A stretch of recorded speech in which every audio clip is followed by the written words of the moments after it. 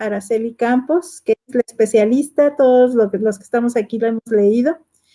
Ella es maestra en literatura mexicana, en donde se graduó con la tesis Oraciones en Salmos y Conjuros Mágicos del Archivo Inquisitorial de la Nueva España, de 1600 a 1630, edición crítica y estudio preliminar, y doctora en literatura mexicana con la tesis Un tipo de literatura marginal, Oraciones en Salmos y Conjuros Mágicos de la Nueva España.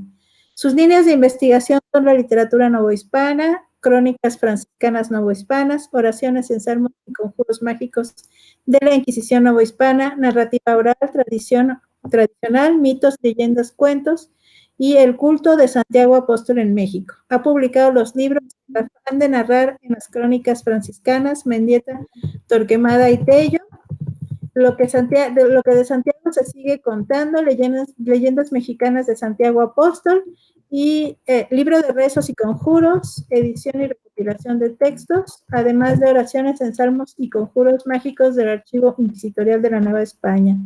Y con Luis Cordellac realizó el libro Indios y Cristianos, como el Santiago español se hizo indio. Muchísimas gracias, Araceli, por acompañarnos y por hablarnos de estos temas que a todos nos apasionan. Y bueno, te cedo la palabra. Bien, pues al contrario, muchísimas gracias por la invitación. Me siento intimidada porque veo que aquí hay grandes especialistas y me da pena, pero trataré de hacer mi mejor esfuerzo. Me interesa mucho en esta plática enfatizar el asunto de qué significan estas palabras que llamamos palabras mágicas y que yo he clasificado en oraciones, en salmos y conjuros. Pero creo que también es necesario decir algunas cosas como antecedentes y algunas cosas que voy a decir que desconozco y que me gustaría profundizar, puesto que si este seminario busca producir algo, pues yo tengo ahí algunos temas que deberían de abordarse o que me gustaría abordar. Lo primero que hay que decir es que pues la magia fue considerada un delito de fe, ¿no?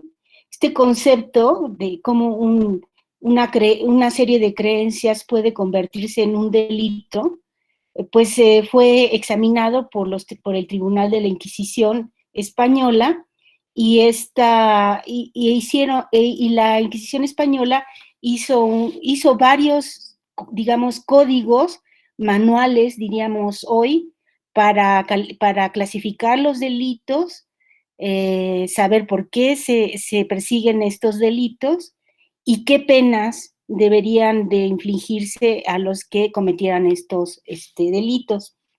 Entonces, lo primero que hay que destacar es que cualquier creencia mágica fue considerada como un delito contra la fe, una especie de herejía, pero tengo la idea de que falta examinar más esta idea de herejía, porque, por ejemplo, en algunos de los manuales se señala cosas como esta, ¿no? La adivinación y la hechicería son herejía siempre y cuando rocen en herejía. ¿Qué es eso de rozar la herejía, no?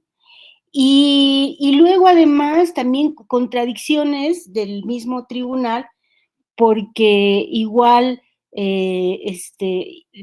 perseguía este tipo de creencias y de prácticas, y al mismo tiempo se dan casos como, por ejemplo, el de Fray Diego Muñoz, que fue un franciscano que vivió en el siglo XVII y que con mucho afán persiguió las creencias mágicos supersticiosas en la zona que hoy conocemos como el Bajío y parte de Michoacán.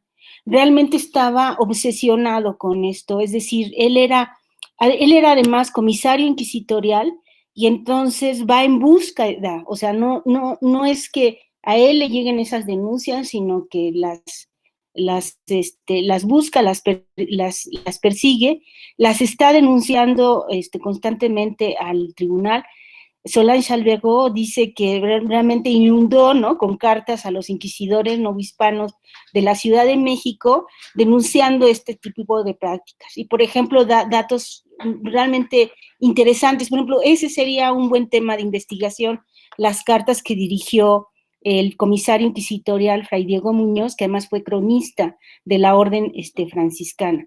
Y entre esas cartas denuncia el uso del peyote, ¿sí? El peyote, como creo que ustedes saben, fue también prohibida su ingestión para la adivinación, ¿sí? Y entonces dice una frase buenísima, ¿no? Y hasta los gachupines que llegan de España van con los indios a que les lean el porvenir a través de la ingestión del peyote, ¿no?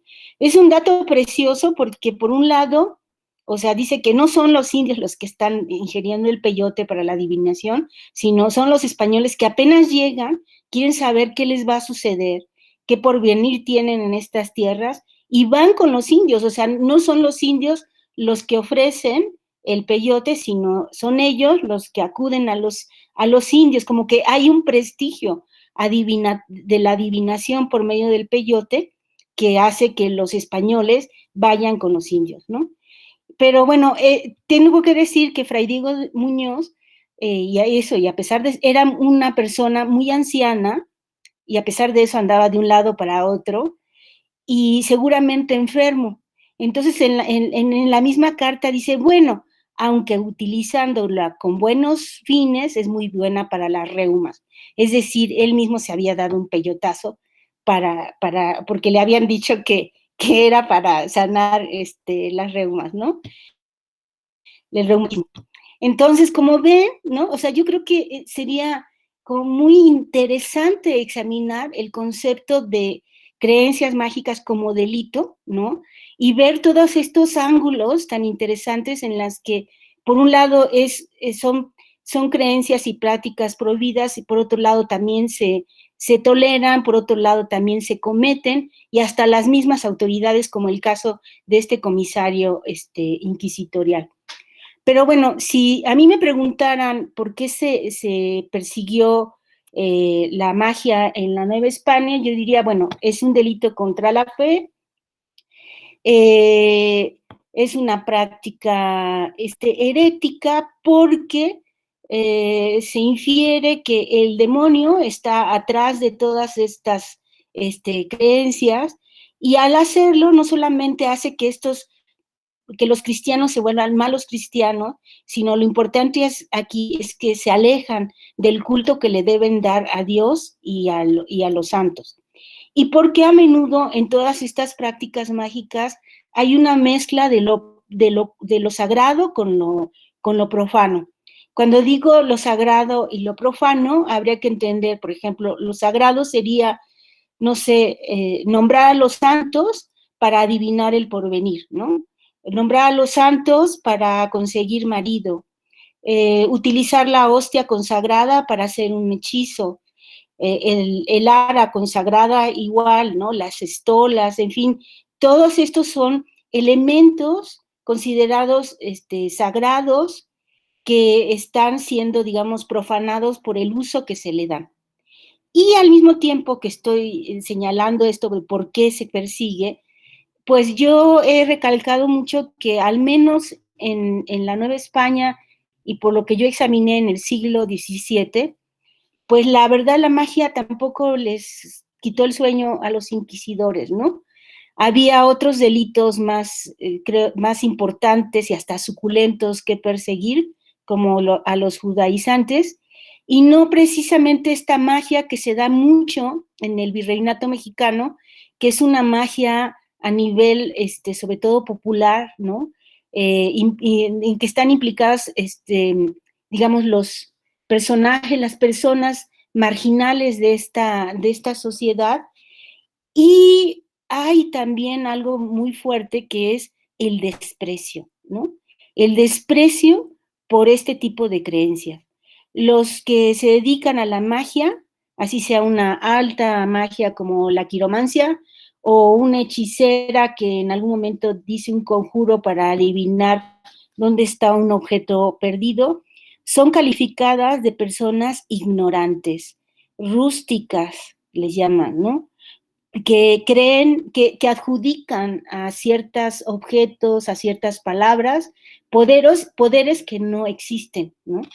Es decir, ellos cuestionan la efectividad de la magia y quienes lo cometen están en ese mismo cajón, ¿no? De desprecio y de que estas son cosas que realmente son, pues, creencias que no están bien, pero tampoco significan un desafío en el orden ideológico, como podrían ser los judaizantes, los protestantes, etcétera, ¿no? Y lo que yo me he encontrado mucho es, sobre todo, denuncias más que procesos, ¿sí? Denuncias porque había, pues, finalmente no hay que olvidar que la Inquisición es una institución, una que que está hecha para perseguir, ¿no? Las ideas que no estén de acuerdo con la Iglesia católica. Entonces, yo supongo que después de que se leían los edictos de fe en las iglesias, pues había una gran cantidad, se generaba una serie de denuncias y entonces las personas denunciaban a otras el haber visto, hecho alguna práctica mágica y tristemente muchas son autodenuncias, es decir, personas que ellas mismas iban a confesar ante las autoridades inquisitoriales que habían hecho algo mal, ¿no? Era incluso una táctica estratégica, pienso yo, ¿no? Porque no era lo mismo ser acusado que decir, perdón, cometí un error, ¿no? Un pecado, ¿no? Bueno, más que pecado es un delito, ¿no? Había más probabilidades de no ser procesado, ¿no? Cuando se mostraba este arrepentimiento. Esa es una razón, es decir, por un lado, si no hay más documentos sobre las prácticas y creencias mágicas, es por el concepto que tenían la Inquisición sobre la magia, en donde se duda de la efectividad de la magia. La segunda, porque la magia es realmente un tema, ¿no? Con muchas aristas y que podría incluso ser practicada hasta por las mismas autoridades inquisitoriales. Por otro lado, porque no representó una gran herejía que pusiera en riesgo las ideas que pregona la Iglesia Católica. La otra razón es por el desprecio que hay hacia estas personas que practican la magia. Y y bueno, y por todas estas razones, bueno, y luego la táctica de las mismas personas que se denunciaban o se autodenunciaban para librarse, ¿no? De del brazo punitivo de la Inquisición. Y otra cosa que me parece bien importante es que casi todas estas denuncias afectan a personas en solitario, ¿sí? Entonces, no es lo mismo cometer una serie de delitos sobre la magia, o sea, hechicería, brujería, lo que sea, o curandería, en fin, en solitario, ¿no? O sea, yo recé la oración del Santo Sepulcro porque me dijeron que era buenísima, a ser parte de un grupo, ¿no? Cuando yo encuentro grupos, sobre todo de mujeres, que están practicando la magia, ahí sí, el tribunal actúa contra ellas. ¿Por qué? Porque eso significaría que el delito se promueve y se difunde, ¿no? Y mientras se hace en solitario, que era la mayoría de las denuncias, o sea, esto explicaría entonces por qué no tenemos tantos procesos, por ejemplo, pienso, no sé, en España, en Francia, etcétera, donde hubo como más insistencia respecto a México en cuanto a la persecución de la magia como delito contra la fe, ¿no? Yo creo que esto que estoy diciendo debería de ahondarse más, ¿no? Y incluso pienso que hay que analizar desde el punto de vista teológico del derecho canónico todo esto que está en los manuales inquisitoriales novohispanos, que son documentos valiosísimos, ¿no? Para entender, por una parte, la teoría sobre por qué la magia se consideró un delito, y luego contraponerlo con la realidad, ¿no? Que eran todas esas denuncias que llegaban a la Inquisición novohispana, ¿sí? Y bueno, quien más ha estudiado esto es Solange Alberdo, que habla sobre esto, que yo también coincido porque me lo he encontrado, que hay más denuncias que procesos, y ella además señala otro ingrediente más, que es que se debe a ciertas circunstancias muy particulares de desavenencias sociales, de conflictos entre pobladores, lo que puede disparar este tipo de denuncias.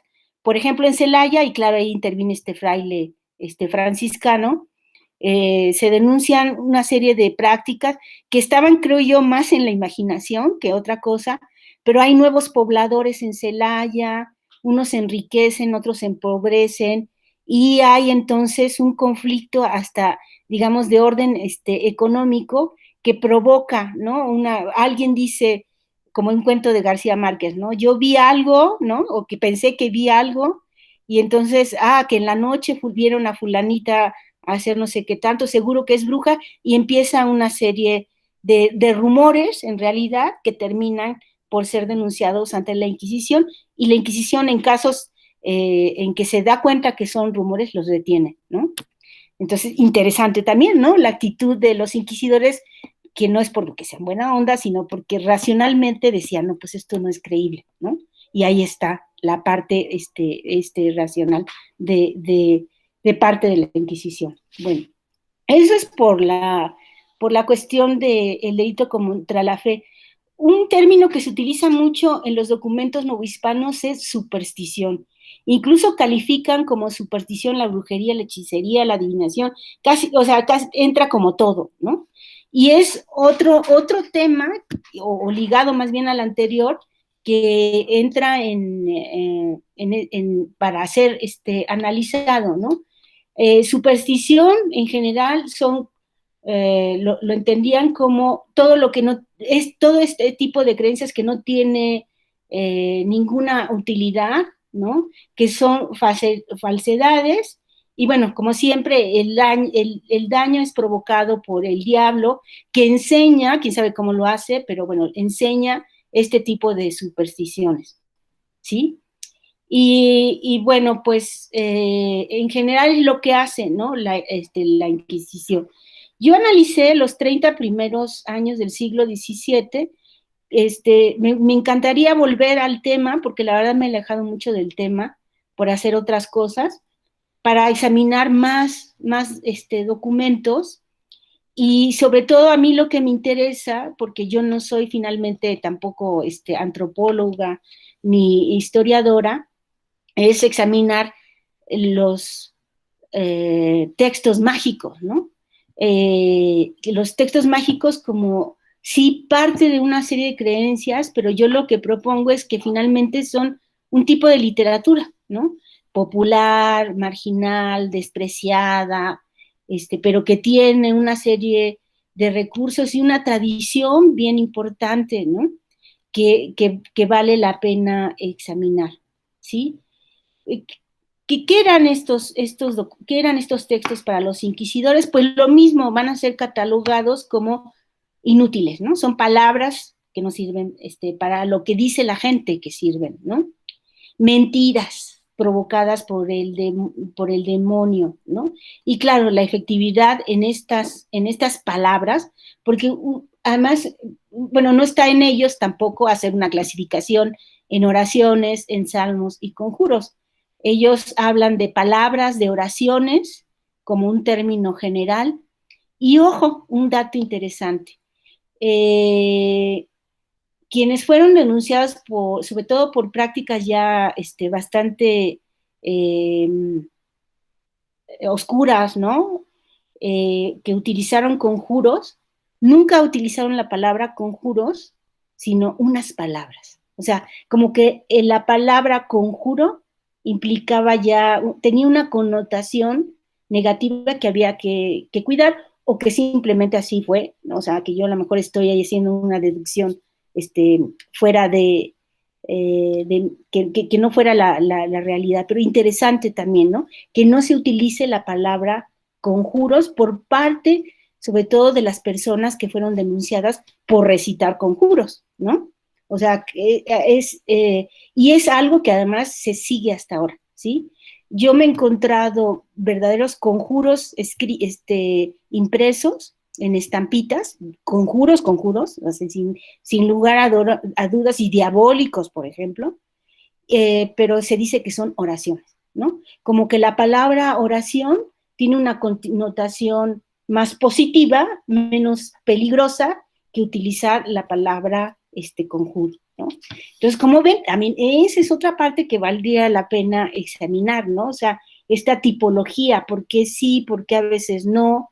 Y bueno, yo lo que estoy diciendo es de examinar 30 años. Supongo, no sé si examinando más años, haciendo una cala sobre este tipo de textos y la manera en que fueron utilizados, nombrados por las personas que fueron acusadas de haberlos recitado, empleado, pues se pueda sostener esta hipótesis de por qué no utilizar la palabra conjuro y por qué sí, cuando no y cuando sí, ¿no? Y por qué generar todos estos textos con el nombre de oraciones. Bueno, eh, pues estas palabras, estos textos fueron nombrados por los inquisidores como palabras inútiles. Ay, me encanta esta palabra que utilizan, embelecos. Bueno, embelecos, ¿no? Que el demonio utiliza para alejar a los buenos cristianos, ¿no? Y que además, pues, la persecución, que además no fue una persecución muy dura, pues ha hecho que sobrevivan este tipo de textos y que se siguieran utilizando durante la época colonial. Otro tema para examinar que me encantaría hincarle el diente es por cómo llegaron, ¿no? Cómo llegaron bueno, ya he dicho que por las denuncias, ¿no? Pero falta hacer como una especie de, bueno, de clasificación, de saber por qué, si fue por la lectura del edicto, si fue porque los confesores son muy importantes, ¿no? Deciden no absolver de sus culpas a quienes están usando estos textos hasta que no se presenten ante la Inquisición, o personalidades como el franciscano que andan, ¿no? Olfateando por todos lados si hay supersticiones, y denunciarlas para que las castigue el tribunal, y además la insistencia, ¿no? De que los castiguen y que el tribunal no las castiga, ¿no? Que es también interesante esto, ¿no? Entonces, pues hay que ver cómo fue. Yo creo que tuvieron un papel muy importante los comisarios inquisitoriales, ¿sí? Que eran representantes en el vasto territorio nuevo hispano, y que habría que saber quiénes eran, ¿no? Qué papel jugaron en particular al denunciar las creencias y las prácticas mágicas.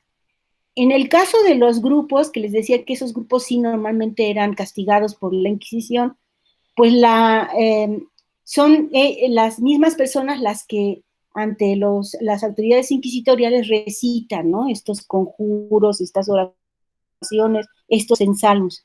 Y tengo además la teoría que cierto tipo de textos no tenían por qué ser recitados, sino que al estar escritos hubo una especie de comercio marginal, semi-subterráneo, digo semi porque a veces era medio descarado, como suele suceder hoy, ¿no? De este tipo de literatura. O sea, es decir, alguien escribía la oración del Santo Sepulcro, había gente que copiaba la oración y luego la vendía, o por una cuestión de fe la difundía, ¿no? Entonces, también hay que ver esta parte de que no todo fue difundido mediante una declaración o una denuncia, sino a través de este tipo de comercio marginal, semisubterráneo, que existió y que, por cierto, sigue existiendo hasta hoy en día en México. Yo tengo una colección de estampitas religiosas, bueno, dice que de religiosas, pero que hay conjuros y que son a veces verdaderos hechizos diabólicos, y algunos de los que más feos han estado así más profanos, los he conseguido a las puertas de las iglesias, ¿no? Algo así como yo pregunto, oiga, ¿y no tendrá la de Juan Minero? Ah, sí, entonces la señora levanta la tablita de su puesto y aquí está, ¿no? O sea, es ese tipo de comercio. Sí, genial, ¿no? Sí, yo he vivido unas cosas así, ¿no? Así que digo, ándale, aquí la tenías escondida, ¿no? O sea, porque se sigue dando, ¿no? Y además en la iglesia, ¿no? Que es una cosa que no puede decir, ¿no? ¿Y qué pues, sucede con los sacerdotes? ¿Se dan cuenta? Pues claro, se dan cuenta, menos que sean muy ingenuos, de lo que está pasando y que no pueden parar, ¿no? Entonces yo creo que, digamos, también esa parte de cómo este tipo de literatura se sigue difundiendo puede ser un contraste, un paralelo que nos explique también cómo se difundió este tipo de literatura durante la Nueva España, ¿sí? Bueno, no sé si aquí hay algún comentario para pasar a otra cosa.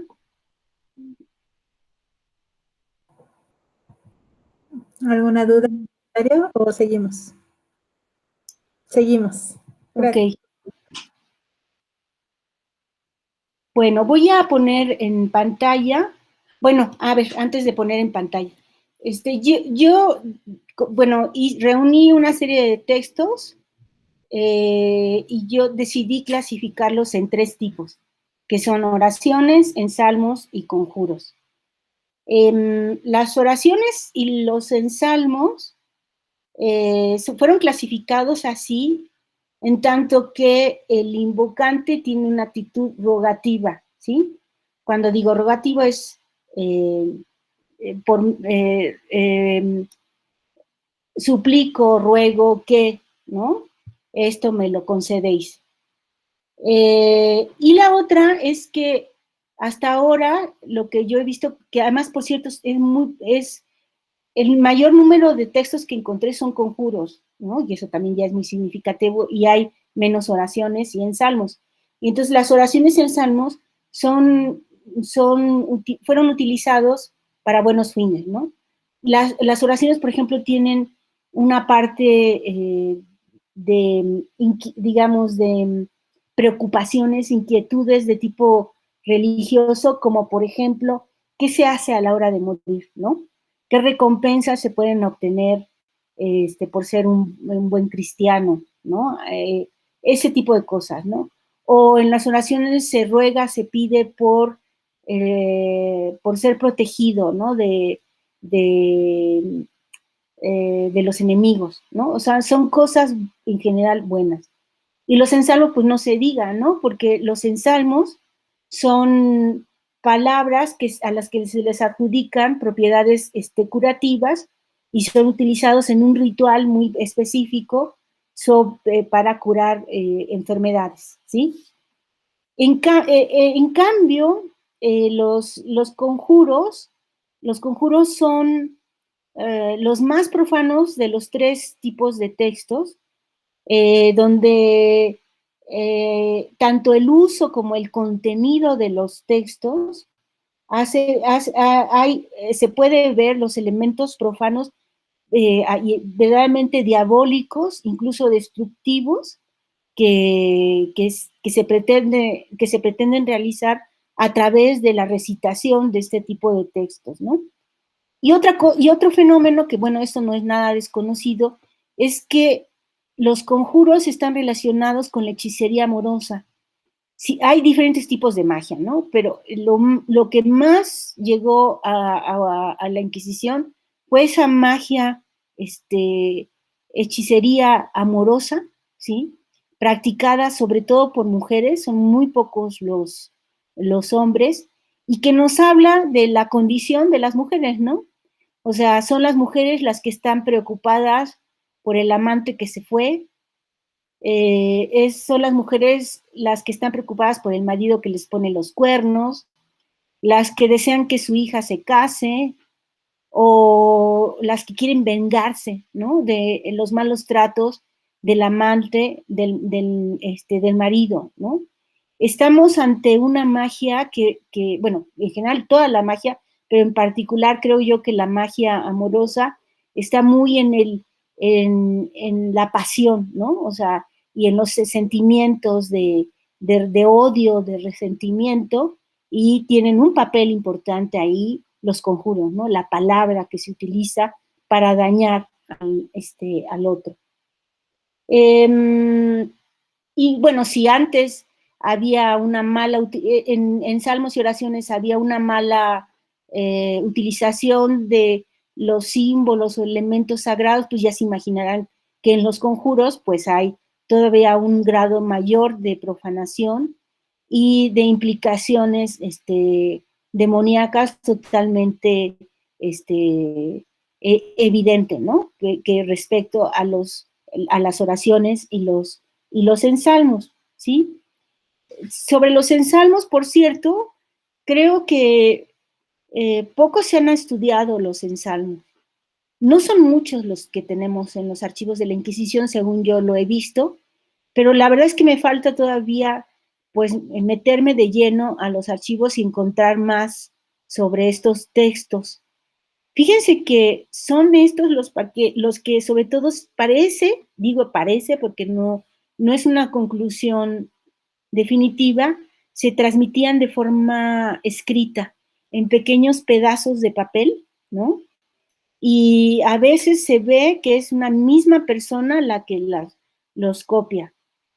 Creo yo que podríamos decir eso, ¿no? Que fue a través de estos manuscritos como se difundieron, pero insisto, ¿no? Es solamente una hipótesis y está por verse si realmente tengo razón o no. ¿Y por qué me parecen interesantes? Pues yo creo que, bueno, todos estos textos tienen una gran historia detrás, ¿no? Pero en particular los ensalmos me interesan porque desde la antigüedad clásica hay una infinidad de cosas sobre este tipo de textos y cómo son después retomados por el cristianismo. De hecho, se dice que el nombre ensalmo viene de los salmos de David, ¿no? Y hay una cosa maravillosa, bueno, a mí me encanta la idea de que la palabra encanta y cura, ¿no?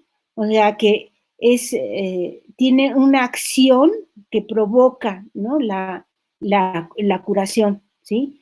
Y vamos a ver además unos que yo he escogido para que vean esto, ¿no? Entonces, a mí me parece fascinante, ¿no?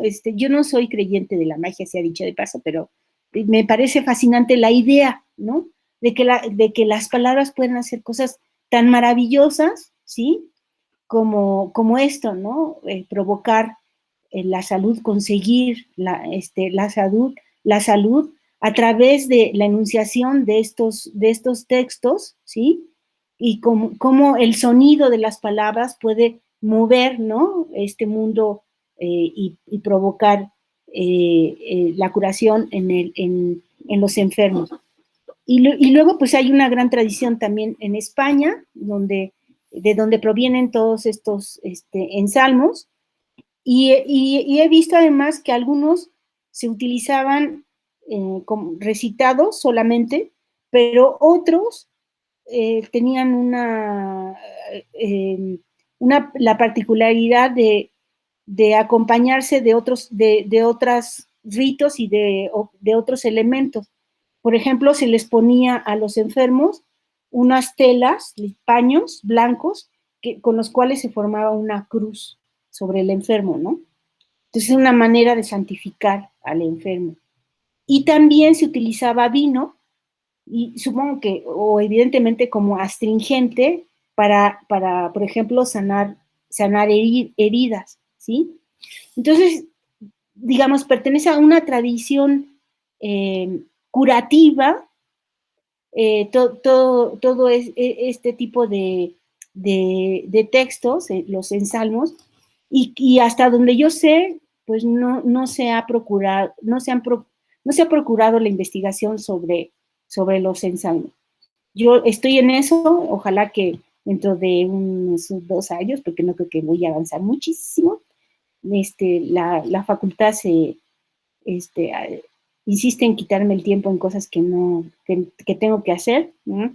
Pero la idea es examinar, ¿no?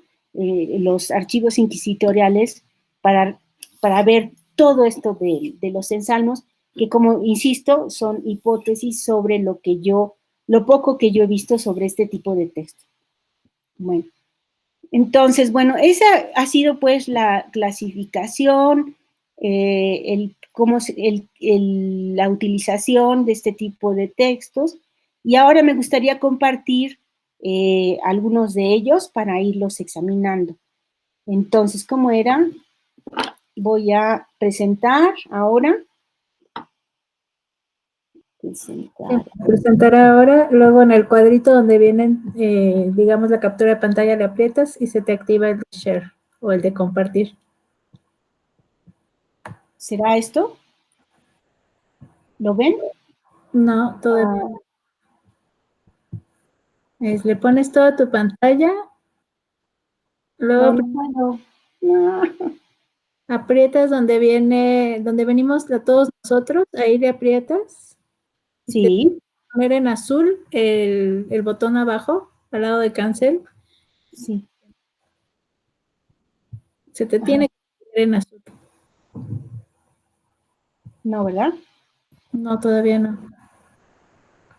Ahí está. ¿Ahí? Ya. Ahí se ve toda tu pantalla. ¿Segura? ¿No? Presentar para todos. Es que aquí hay un anuncio que dice, sí, ya. Perdón.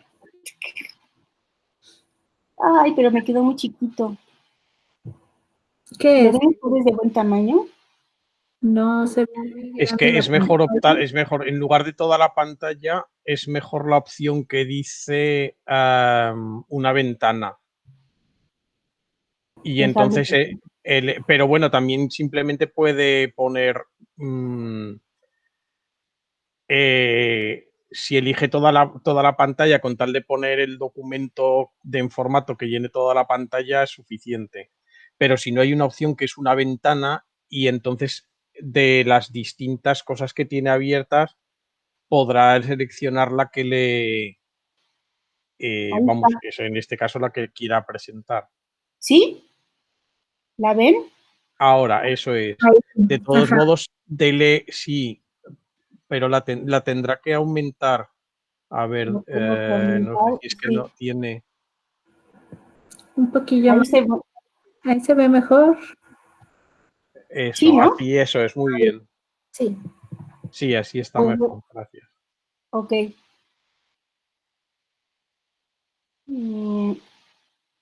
Bueno, pues una de las oraciones más populares durante la época colonial fue la oración del Santo Sepulcro. No saben, hasta el siglo XVIII, es decir, hasta que finalizó la Inquisición, hay oraciones del Santo Sepulcro. Estas oraciones también están escritas, es decir, no pertenecen a una denuncia dicha oralmente, sino por escrito. Viene obviamente también de España, y en España, creo que fue en el siglo XVI, en Cuenca, se supo de un chico que en la calle pregonaba la oración del Santo Sepulcro, y bueno, eso claro no le gustó a la Inquisición. Yo siempre les hago ver cuando expongo este tema de la oración del Santo Sepulcro, les pregunto a mis alumnos que si saben lo que es el Santo Sepulcro, porque la verdad es que ya no lo saben, ¿no?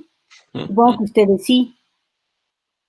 Pero bueno, la idea es que cuando, como para la época, tener una oración que se llame la del Santo Sepulcro, o sea, ya de por sí, o sea, despierta el interés y la imaginación, ¿no? Porque el Santo Sepulcro es eso, es santo, es sagrado, porque contuvo, ¿no? El cuerpo de Jesús, que es Dios, ¿no? O sea, no es cualquier cosa, ¿no?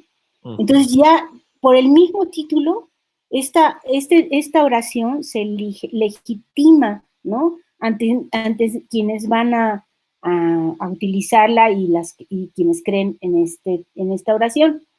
Y dice así: en 14 de septiembre de 1572 años, acaeció que un hombre saliendo de Barcelona para Nuestra Señora de Monserrate, en el camino le salieron unos ladrones y le cortaron la cabeza.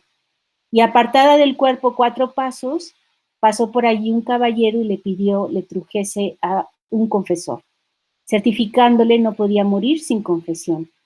Fue este caballero a Barcelona y le trujo confesión, él y otra mucha gente, y acabada la cabeza de confesar, dio el ánima a Dios. Buscándole el cuerpo, le hallaron la oración siguiente, ¿sí? Es decir, la oración tiene una historia, y el hecho de mencionar que fue en el año tal, ¿no? El día, el mes, todos estos datos están legitimando que es verdadera la historia, la oración, ¿no? Le da veracidad, ¿sí? Y luego hay el santuario de Montserrat, ¿no? Muy conocido, ¿no? Y bueno, ya después la historia maravillosa, ¿no? O sea, yo no me imagino una cabecita ahí esperando a que le trajeran confesión para poder morir, ¿no?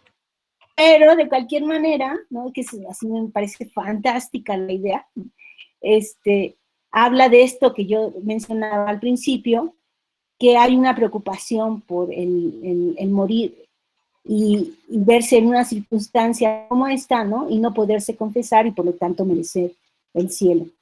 No voy a leer la oración, es larga, pero bueno, la oración tiene un ritmo de letanía, ¿sí? Si ustedes han rezado alguna vez el rosario, creo que es precisamente el ritmo. Curiosamente, el contenido no hace ninguna alusión al santo sepulcro, pero sí, ¿no? A la Virgen y a Jesucristo. Y la petición final dice: mostrarme tu cara graciosa el día de mi muerte por el misterio de su santísima pasión, de tu bendito Hijo. Amén. Todavía en México se venden oraciones dedicadas a distintos santos y sigue siendo una gran preocupación esta, ¿no? El morir sin confesión. Y muchas de estas oraciones expresan, ¿no? Este deseo de tener como una especie de recompensa, ¿no? Antes de morir en ese momento tan difícil, ¿no? El tránsito de la vida a la muerte, y ver, por ejemplo, el rostro de la Virgen o el rostro de algún santo, de Jesús, etcétera, ¿no? Y luego termina la oración con otra historia, o más bien otros acontecimientos, que dice: esta oración fue hallada sobre el Santo Sepulcro y tiene tal virtud que cualquiera persona que la trujere, ya no veo aquí, no morirá en el poder de la justicia, o sea que la justicia no era justicia, ni será sentenciado a muerte, o sea que también había varios delincuentes y enemigos, ni morirá muerte súbita, que eso también es peligroso en términos espirituales, ni en fuego, y yo pienso aquí en la quema de herejes, como las brujas, ni en agua, ni el agua, y ya no me acuerdo aquí que viene, y sirve para el mal de corazón y la gota coral. Mal de corazón, pues no sé qué enfermedad del corazón, y la gota coral habla de la epilepsia, que también es digamos, otra vertiente que puede ser motivo de investigación acerca de estos textos, lo que dicen, ¿no? De una sociedad, ¿no?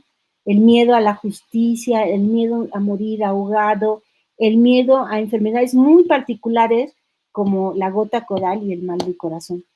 Y bueno, después viene aquí algo que me hace reír mucho, ¿no? Digo yo que es un clásico ejemplo del espíritu científico, porque se señala que puesta en el cuello de cualquier mujer que estuviera de parto parirá luego en la casa donde estuviere, no habrá cosa mala, y la persona que la trujere verá a Nuestra Señora 40 días antes de su muerte. Yo, Alonso Rodríguez, notario de Córdoba, doy fe que la dicha oración que yo traslado fue hallada en el santo sepulcro de nuestro Señor Jesucristo, y para esta aprobación, ojo, la amarraron al cuello de un perro y le dieron 7 estocadas y no murió hasta que le quitaron la oración, y acabada murió, ¿sí? O sea, se probó primero con un perro y luego también se prueba a través de una mujer que fue sentenciada a muerte, pero que como traía la oración, se libró de la muerte. Dice que también tiene la virtud de que entre marido y mujer no haya discordia sino paz, que es buena para la peste. Otra vez habla sobre los problemas de salud de esta sociedad, y está aprobada por los señores inquisidores de México para ver, de dar y recibir esta oración. Y aquí algo también interesante, porque habla de el ritual que acompañaba la oración. O sea, no solamente era adquirirla, sino el cómo, ¿no? Dice, el que la pidiere ha de decir, vuestra merced se sirva de darme esta oración en amor de nuestro Señor y Nuestra Señora de Montserrat. Y al que la diere ha de decir, la reciba para que haga bien con ella. Amén. Bueno, entonces se puede ver, ¿no? Que en general lo que se pide pues es algo bueno, ¿no? Que sirve para muchas cosas, y que hay una serie de elementos dentro de la oración que legitiman, ¿no? Le dan veracidad a la oración. Ese notario, Alonso Rodríguez, pues será perico de los palotes, ¿no? Que no se puede comprobar quién fue él, pero que era notario, o sea, eso es importantísimo, o sea, porque, o sea, hay que darle legalidad al asunto, ¿no? Y que además se hicieron una serie de experimentos matando a un pobre perro al que le amarraron la oración, ¿no? Entonces, o sea, está, digamos, no solamente es la oración en sí misma, sino todo lo que rodea a la oración, ¿no? Les decía, desde el mismo título, ya, digamos, una persona que crea en esto es así, es, dámela, ¿no? O sea, es la del Santo Sepulcro, no manches, o sea, es súper importante, ¿no? Y luego todo el contenido, hasta este espíritu de científico de probar la oración, y hay un notario, y se asegura que los inquisidores, no, hombre, ellos ya la aprobaron. Y por supuesto todo esto es mentira, ¿no? Pero es la manera de darle esta connotación de veracidad, de legitimidad, para que la gente la siga utilizando. Y bueno, hablando también de la actualidad, en mi colección de oraciones, hay muchas también que dicen que la oración la dio el Papa Tercero, Inocencio, Prudencio, da igual, ¿no? O sea, y que la avaló la Iglesia, y en fin, que obviamente no es cierto, pero que para quienes la venden y para quienes la consumen, pues claro, ¿no? O sea, es importante. Después vamos a ver un ejemplo de un ensalmo, que les decía yo que es algo que en particular me ha llamado más la atención. Dice una ventana y voy a compartir.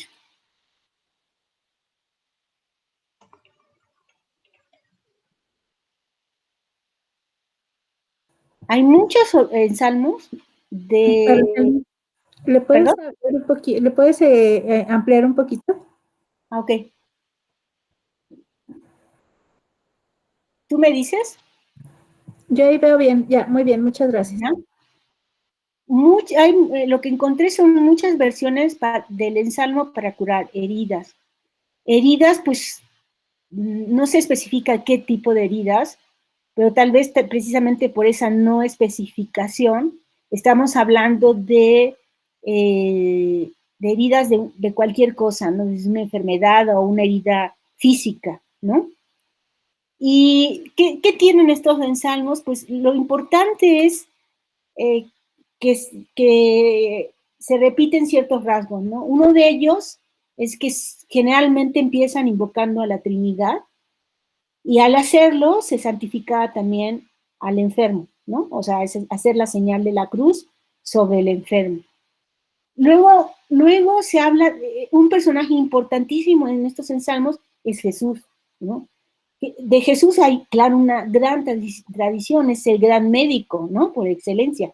Sus milagros, ¿no? De sanación.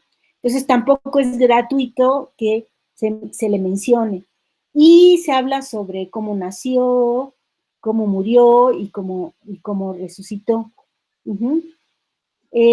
También hay lo que se llama la magia simpatética, que lo semejante produce lo semejante. Entonces, se enuncia un misterio o varios misterios reconocidos por la Iglesia, como la noche de Navidad, el nacimiento milagroso de Dios a través de la Virgen María, y dice que vino como remedio de todo el género humano. Bueno, esto no es ninguna transgresión, ¿no? O sea, pero aquí la transgresión está en su utilización, porque dice, lo cual creo y confieso ser verdad, ¿no? Está bien, pero así como esto es verdad, ¿no? Y entonces ahí viene entonces lo que se va a pedir, ¿no? Que es que la herida, dice aquí, no sea cerrada, perdón, sea cerrada, sin dolor, hinchazón, materia, supongo que pus, cáncer, pasmo, o otra cosa que le pueda venir por agua, por viento o por cualquier elemento, ¿no?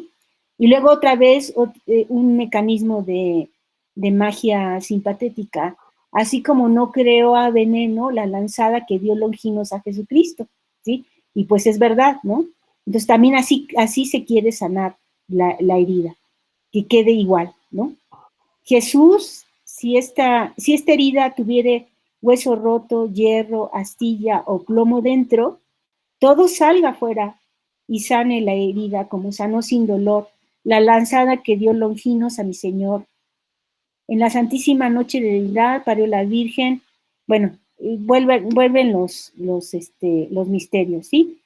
Y hay otro, y sobre la importancia del personaje Jesús, pues estos ensalmos suelen tener la palabra Jesús, pero la repetición y 3 veces también, ¿no? O sea, es una cuestión no solamente de retórica, sino simbólica, ¿no? Porque el número 3, pues es un número mágico, ¿no? Y termina también con una asociación del número 3. Esta última estrofa es, bendígote con Dios Padre y Hijo y Espíritu Santo, o sea, 3. Y termina diciendo, amén Jesús, amén Jesús, amén Jesús, 3. Y luego consumatunes, consumatunes, consumatunes, que además son palabras en latín que se le adjudican a Jesús, ¿no? En los momentos de su agonía. Y se entiende, y eso es lo maravilloso de los ensalmos, que en el momento en que se termina de decir el ensalmo y con estas palabras de consumado sea, efectivamente la sanación se ha realizado, ¿no? Entonces, pues bueno, esto es por los ensalmos. Y ahora vamos a ver bueno, de los ensalmos, insisto, hay todavía mucho que examinar. Hay otros ensalmos muy bonitos. Hoy tengo uno que me encanta porque a cada parte del cuerpo se le adjudica un santo, ¿no? La cabeza con San Juan Bautista, los ojos con Santa Lucía, los pechos con Santa Águeda. Y cada santo tiene una historia y un símbolo que se asocia a la parte que se quiere sanar, ¿no? Entonces, bueno, pues, o sea, yo después de eso supongo que ya me hubiera sentido súper bien, ¿no? O sea, súper curado, ¿no? Pues sí, porque, oye, ¿no? O sea, cada parte del cuerpo tendrá como su santo sanador, ¿no? Y es algo sagrado, ¿no? Entonces, o sea, después de eso ya super curado, ¿no? Bueno, ahora voy a compartir por último un ensalmo. Voy a escoger el más diabólico para que vean a qué grado se puede llegar.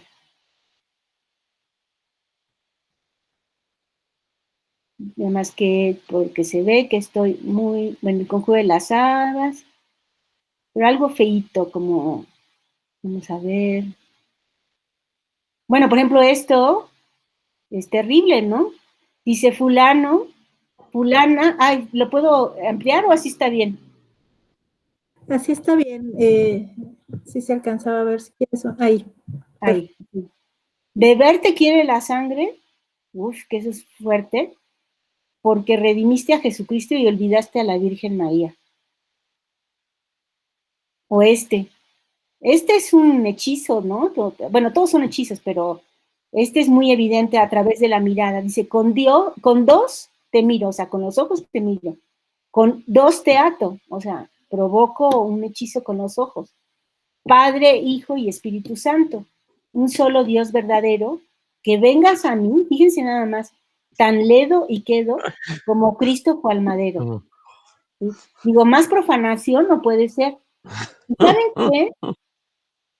Yo tenía una amiga que su abuelita se dedicaba a vender, es más, mantuvo a sus hijas porque el marido era un flojonazo de primera y además mujeriego.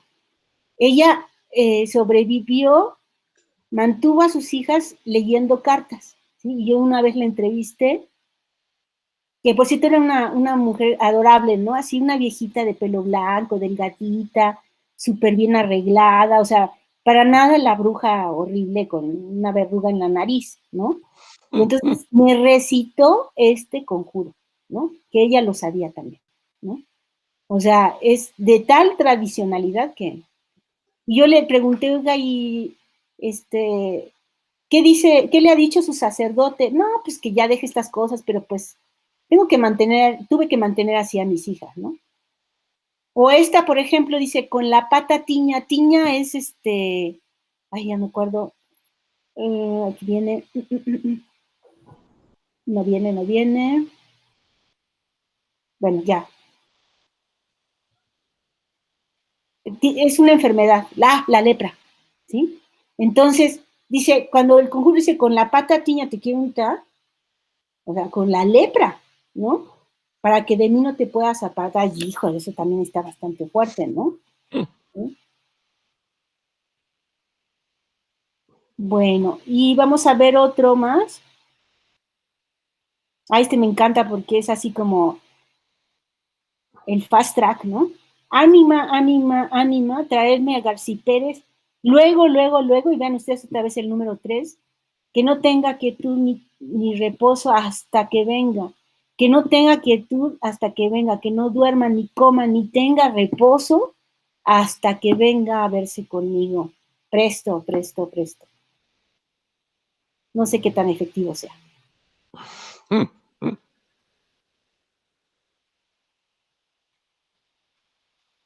Y tal vez sea para mí el texto más diabólico que tengo en la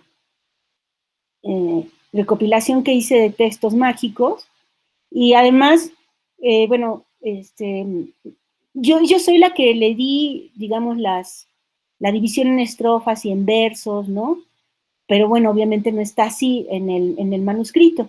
Entonces me costó mucho trabajo, digamos, hacer la paleografía, pero cuando terminé dije, ah, caray, esto está tremendo. Dice así, Marta, Marta, que es Santa Marta, utilizada hasta ahora para la cuestión de asuntos amorosos, no la Dina ni la Santa, o sea, no eres la Santa, sino la que los polvos levanta, la que las palomas espanta, ¿no? Es una imagen que provoca miedo, ¿no? Miedo es una presencia, al parecer maligna, ¿no? Parece que sí. Después, la que entrando en el monte Taburón, fíjese nada más, con 3 cabras negras encontró, 3 cucharas de cacha negra cogió, 3 negros quesos cuajó, en 3 platos negros los echó, con 3 cuchillos de cachas negras los cortó, con 3 diablos negros los conjuró, y así te conjuro yo, ¿no? O sea, otra vez la magia por simpatía. Y pues aquí se realiza un banquete diabólico, ¿no? En que 3 quesos, no sé qué significarán los quesos, a lo mejor a ustedes se les ocurre alguna idea, pero son negros los quesos, y todo lo que se utiliza en banquete infernal es negro, ¿no? Y después viene ya la invocación, ¿no? Yo te conjuro con el diablo de la cizaña, yo te conjuro con el diablo de la maraña, yo te conjuro con el diablo de la guerra. Al tianguis los sacó fulano, los compró y a su casa los llevó. Pobre. O sea, se entiende que los quesos, ¿no? Entre él y fulano y sutano los comió. Comiéndolos tengan el gusto y el contento que tienen. Y ya no encuentro. Y creo que no lo tengo completo. Y entonces dice, y al final, y el contento que tengan fulano y sutano, que siempre estén con cizaña, maraña y guerra, ¿no? O sea, lo que se les desea es hacerles un daño. Y bueno, pues hasta aquí llego con la exposición. Como ven, hay todavía muchas. Lo padre de este tema es que hay se pueden hacer otras cosas y pues solo es cuestión de tiempo para poder examinar más los archivos inquisitoriales y ver qué cosas hay. Ay, bueno, les puedo presumir mi colección de disque oraciones, ¿no? Por ejemplo, esta, qué bonita es. Dice de reconciliación, ¿no? Y lo bonito es la patita de la muchacha así, ¿no? Reconciliación. La espalda de Jesús, o sea, impresionante, ¿no? Y vienen con cierto diseño, ¿no? Y estos ya son así como más atractivos, ¿no? Dices, maravillosos polvos, sal para afuera, fórmula para desterrar a los indeseables.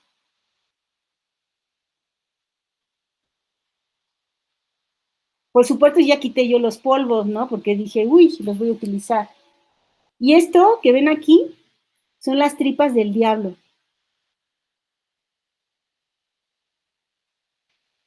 ¿Para qué son las tripas del diablo? Polvo compuesto, especial para aborrecer por completo el vicio de la borrachera. Úselo poniendo una pulgarada de polvo en las comidas. Polvos mágicos para el amor. Y ahí viene dice oración, pero en realidad es un conjuro y las instrucciones, ¿no? Porque es importante saber cómo utilizar esto. Polvo saca, triunfo, rompe lo malo, quita la salación y la brujería.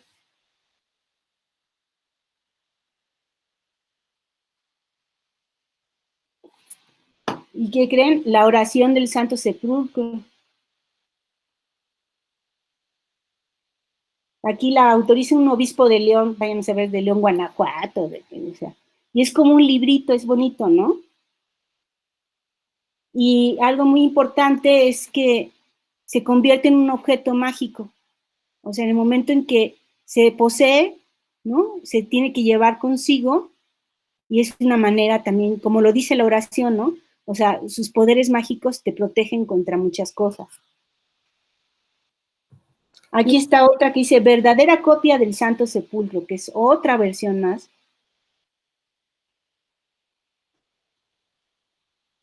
O esta, que es la oración del brazo poderoso de las 3 monedas, y trae unas moneditas.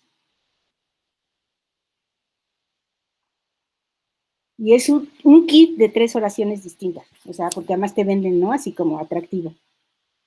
Y esta, de las últimas, ¿no? El colibrí para asuntos del amor. Bueno, muy bien, pues eso es todo. ¿Alguna pregunta?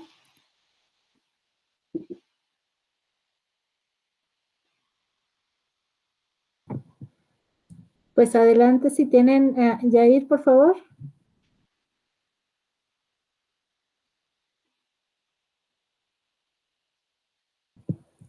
¿No se te escucha? Sí, a ver. ¿Ya se escucha? Ya, ahora sí. Perfecto. No, pues antes que nada agradecerle mucho a la doctora Campos por esto, también porque yo hice mi tesis de maestría justamente sobre conjuros amorosos en la Nueva España y sus trabajos fueron una guía indispensable para el trabajo, entonces también agradecerle por esto. Entonces, mi pregunta va en torno a la ambigüedad justamente de la palabra conjuro, porque, bueno, en español la palabra conjuro tiene esta doble acepción, ¿no? Tanto de acercar como alejar, como de conjurar algo, traerlo al momento, pero también de rechazarlo, ¿no?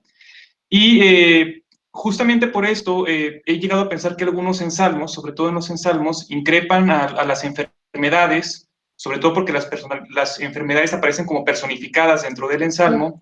Y mi pregunta era si este tipo de enfermedades podrían considerarse justamente conjuros, sobre todo porque en la época, bueno, algunas enfermedades o malestares podían ser achacados, ¿no?, a actividad de algún ser maligno que estaba dañando a la persona. Y en torno un poco a esta pregunta, también otra que me parece importante plantear, que es cómo podemos clasificar esta clase de textos, ya que en ocasiones se encuentran muy próximos, sobre todo en la forma en que se terminan verbalizando. Si en este caso, por ejemplo, una oración, un ensalmo o un conjuro, tenemos que hacerlo a partir de las especificidades discursivas de la fórmula o de las palabras, o bien a partir del objetivo que persiguen este tipo de fórmulas. Esas serían mis preguntas. Uy, pues son muchas. Sí, lo que pasa es que efectivamente un conjuro puede ser un conjuro específicamente para curar, ¿no? De hecho, yo recogí un conjuro para detener hemorragias y hace lo que tú mencionas, ¿no? O sea, la hemorragia es como una entidad a la que se dirige el conjurante para decirle que se detenga, ¿no? Entonces, tiene que ver con cómo se hace la petición. Si, como lo dije al principio, si es rogativa, puede ser oración o ensalmo, y si es con este tono impositivo, ¿no? Y además de una solución rápida, normalmente es un conjuro, aunque el contenido, por ejemplo, sea solamente para curar, ¿no? Ahí sí se me olvidó especificar más. Y luego, pues es que el problema con este tipo de textos es que es difícil hacer la división, ¿no?, entre uno y otro. Sucede en otros géneros literarios, no es el único. O sea, son las fronteras entre unos y otros, pues constantemente se tocan. Y por ejemplo, yo he visto, sobre todo en los actuales, que son, haz de cuenta, como modulitos, ¿no? O sea, ciertas estrofas o contenido que se pueden combinar o sacar de una oración para poner en otra, ¿no? Y entonces, claro, ahí cómo le haces para hacer la clasificación. Yo pienso que mi clasificación más o menos funciona, ¿no? Pero seguro que habrá textos en que es difícil encuadrarlos en esta clasificación por la naturaleza de este tipo de materiales. Y bueno, pues es una propuesta, ¿no? La clasificación no es algo que se tenga que tomar como de manera estricta, ¿no? No sé si ya respondí todo o me faltó algo. Creo que eso pasa con la literatura oral, ¿no? Que tiene sí. esta dificultad para establecer así concretamente géneros, ¿no? Sí. Sí, es difícil. Sí, no, era todo. Esta pregunta de poder diferenciar un poco, por ejemplo, un grupo de oraciones similares, lo planteaba también por algunas oraciones que se dirigen a Santa Marta, a la Buena en este caso, o incluso a San Antonio o a Santa Elena. Me encontré con algunos ejemplos en el Archivo General de la Nación, en la requisición, donde parecían oraciones, porque vamos, se recreaba un poco la vida del santo en la oración, pero justamente al final, en la forma de cierre, se establecía una especie de analogía entre la vida del santo y aquel propósito a veces un tanto deshonesto formulado ahí, ¿no?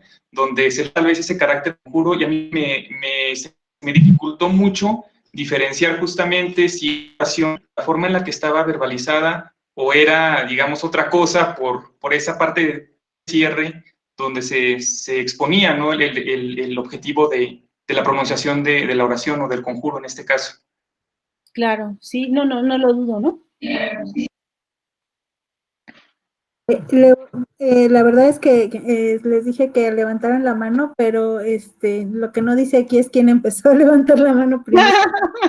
Entonces lo voy a poner en orden de cómo los veo, ¿no? Primero Carlos Roberto Gutiérrez.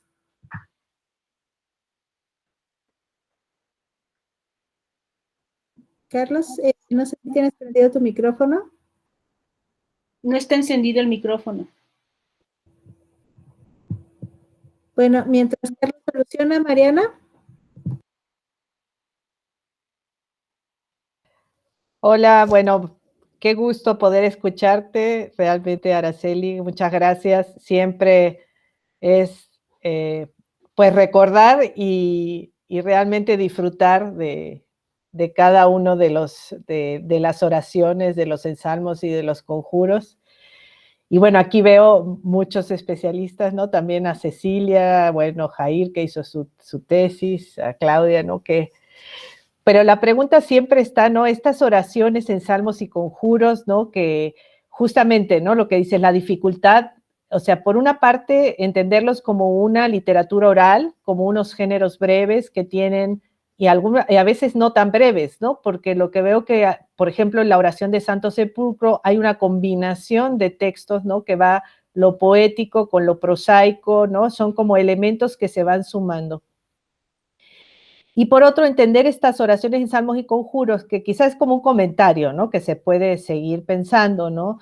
Y ampliando, ¿no? Sobre estas funciones que tienen, pero que siempre son parte de un ritual, ¿no? Que es una palabra que está dicho dentro de un ritual, y eso le da también una cierta complejidad que lo hace también más rico, ¿no? Como decías, por ejemplo, el ensalmo, yo me imagino cuando la gente lo está diciendo, está haciendo un gesto, ¿no? O mientras estoy diciendo con dos te miro, con dos te ato, también hay una relación con esa palabra y ese gesto, ¿no? Y lo que decías entre la performancia de la palabra mágica, ¿no? Que es en el ahora yo estoy conjurando, ¿no? Estoy tratando de que se vaya el demonio, que se detenga la sangre, ¿no? Entonces el gesto con ese poder de la palabra, ¿no? Que a lo mejor también John Miles Foley decía, ¿no? El poder de la palabra, y esta necesidad de ese ritual que lo valore también, ¿no? Que le dé esa sensación. Entonces, un poco la pregunta sería, tú, para hacer toda este corpus de oraciones, también estuviste justamente investigando cómo se hacían estos rituales, ¿no? Más o menos que pertenecían a un ritual, sin tener de cada uno, ¿no? Pero tú le das siempre como esta parte que es importante, que es la performance también bueno, la performance en el sentido de ejecución, ¿no? Entonces ahí me interesaría, bueno, esa reflexión entre el ensalmo, la oración y el conjuro como palabras poderosas que están enlazadas en un ritual. En uno parecería más asociado hacia el bienestar, mientras el otro es, claro, hacia el control, la dominación, la maldición. No sé si tú ahí verías como interesante esa relación, ¿no? Pero sí. que justamente me interesa muchísimo lo que dices del ensalmo en ese sentido, hacia dónde va. Sí. Bueno, gracias. Sí, no tienes toda la razón, o sea, no se pueden entender si no están dentro de las creencias y las prácticas, ¿no? Para las cuales sirvieron. Pero desafortunadamente, bueno, afortunadamente y desafortunadamente, no hay muchos procesos. Entonces, por ejemplo, yo no me he encontrado hasta ahorita un proceso por alguien que haya usado un ensalmo. Entonces no sabemos cómo lo recitaba, ¿no? Supongo sí que había un gesto, ¿no? Por principio yo pienso que eran curaciones que no se hacían muy públicas, ¿no? O sea, entre muy pocos, porque era algo que no estaba dentro de la norma, ¿no? no solamente religiosa, sino médica, pero no encontré, o sea, lo que pasa es que también debo decir que me falta examinar más los archivos, tal vez por ahí encuentre algo sobre cómo se recitaban, cómo se decían, cómo se hacía la curación con los ensalmos, pero hasta ahorita más bien son suposiciones mías, ¿no? Pienso también que lo que puede pasar es que más bien tendría que leer cosas de otras inquisiciones que en la misma época persiguieron este tipo de creencias y prácticas y ver, por ejemplo, en el caso particular de España, cómo se recitaban esos ensalmos, qué gestualidad, musicalidad tal vez, ¿no? Porque además se sabe que en la antigüedad clásica, eran muy poéticos y había música, ¿no? Para curar a los enfermos con los ensalmos. Entonces, por ahí tal vez esté la respuesta, porque temo que por esta por todas las circunstancias que mencioné al principio, la Inquisición no los persiguió enconadamente, y entonces, pues, al menos de los ensalmos yo no he encontrado ningún proceso que me pueda decir más cosas.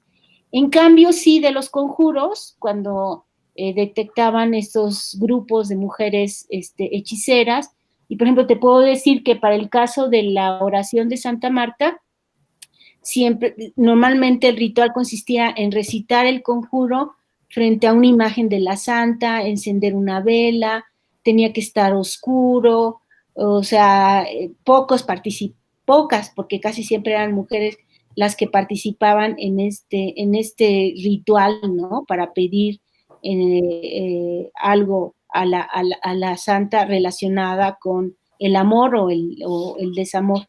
Entonces, también hablando sobre qué se puede hacer con estos materiales, pues sería padrísimo, ¿no? Analizar ese aspecto, ¿no? La cuestión de la performance en salmos, pero también en oraciones y también en conjuros.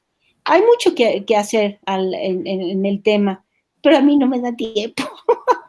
A lo mejor alguien me puede ayudar por ahí, una manita, lo agradecería muchísimo, porque hay que comprarse una oración sobre la mano que ayuda. Ah, sí.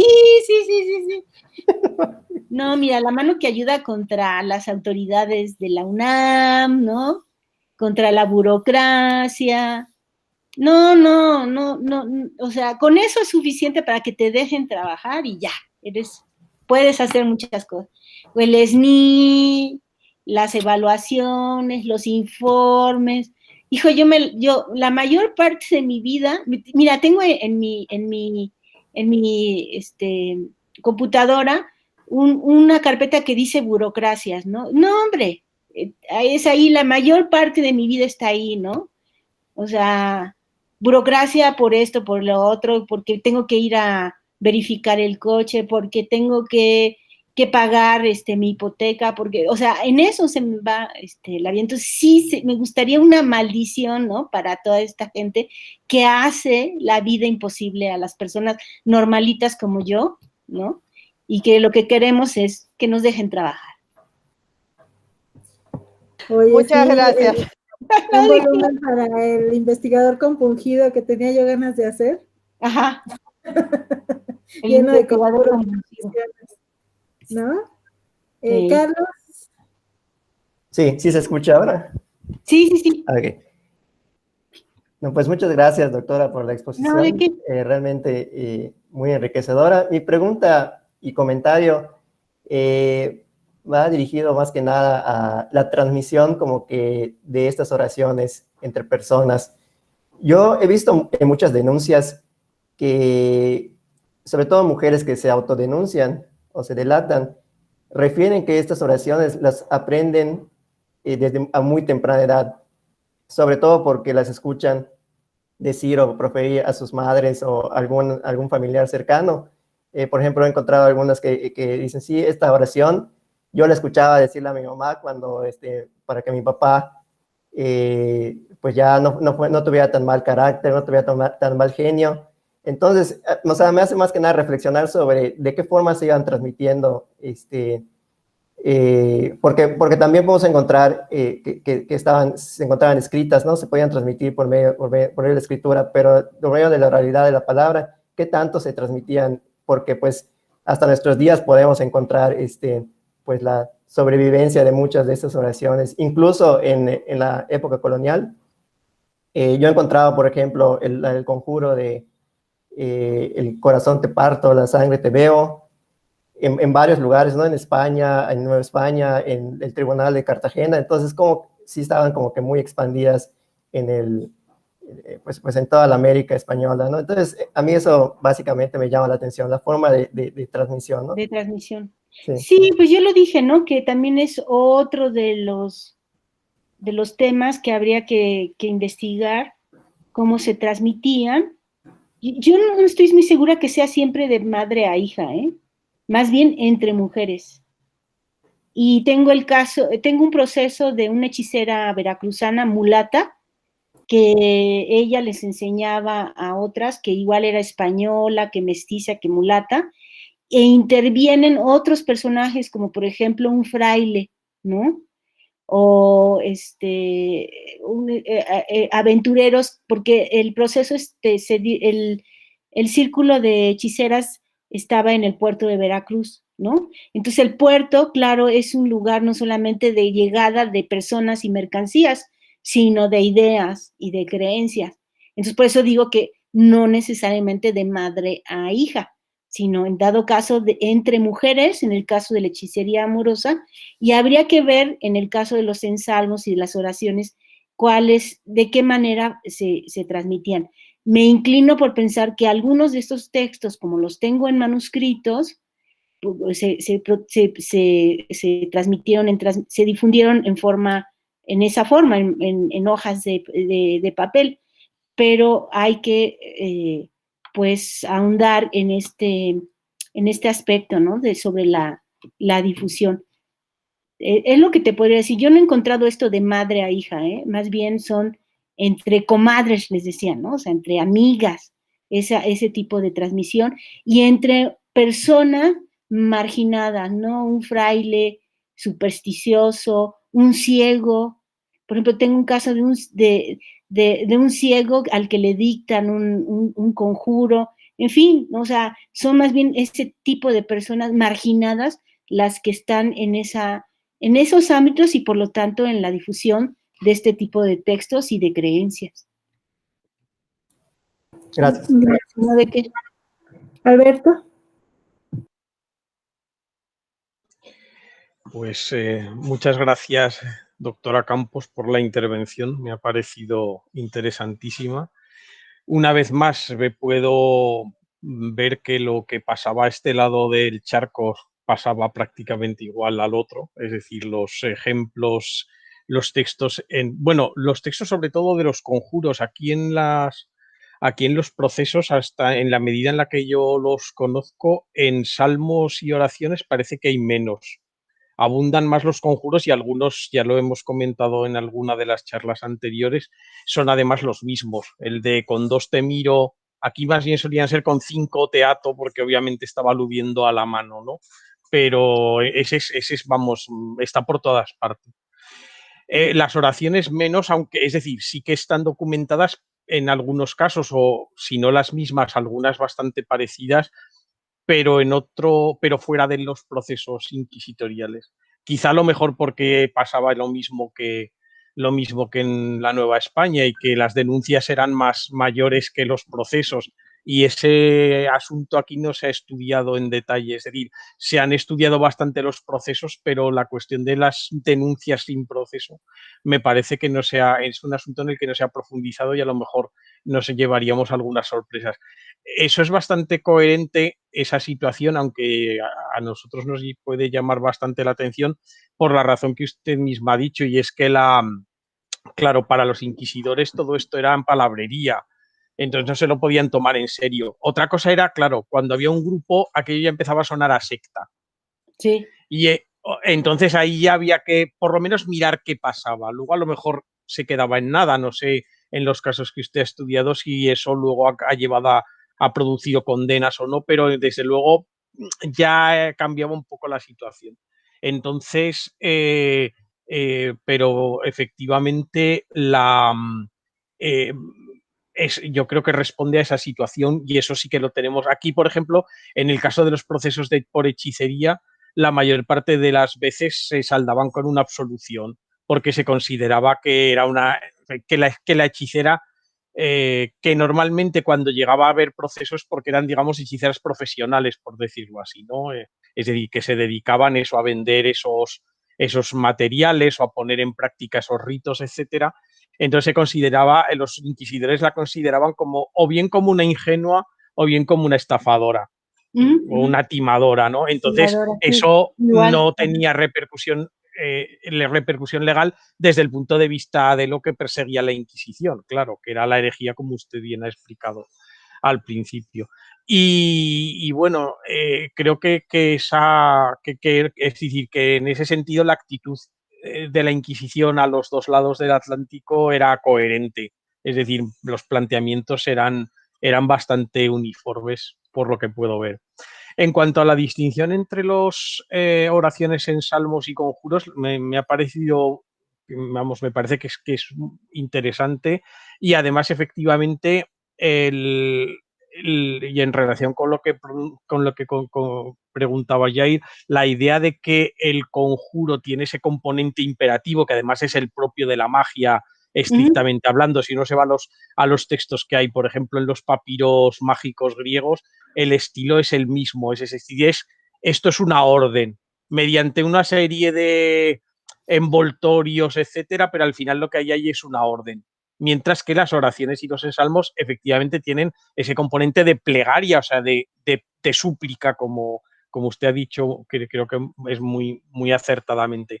Entonces, bueno, creo que la distinción sí que es operativa, que realmente, aunque como se ha comentado aquí mismo, es verdad que muchas veces es decir, siempre hay casos híbridos, las fronteras son bastante lábiles a veces, pero no creo que eso tenga tanto que ver con una cuestión de oralidad. En realidad, en la literatura más formalizada nos encontramos constantemente también con esos casos de hibridación genérica.